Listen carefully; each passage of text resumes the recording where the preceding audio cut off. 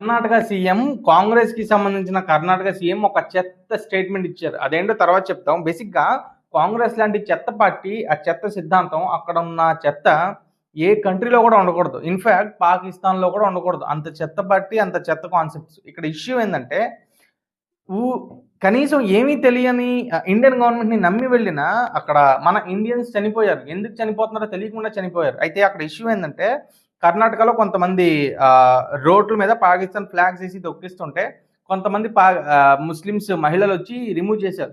బహుశా ఆళ్ళు కూడా ఈ ఇల్లీగల్ పాకిస్తానీస్‌లో ఉన్నారేమో. అండ్ రెండో పాయింట్ ఏంటంటే ఇలా చేసిన వాళ్ళని కర్ణాటక గవర్నమెంట్ అరెస్ట్ చేసింది. అదేం లెక్క? అండ్ కర్ణాటక సీఎం పాకిస్తాన్‌తో పీస్ కావాలి అని చెప్పి స్టేట్మెంట్ ఇస్తే అక్కడ పాకిస్తాన్ మీడియా హైలైట్ చేస్తుంది. బేసిక్‌గా మీకు ఎవరికైనా పాకిస్తాన్‌తో పీస్ కావాలంటే మీరు పాకిస్తాన్ సిటిజన్‌షిప్ తీసుకోండి కాంగ్రెస్ అంతా ఎళ్లి.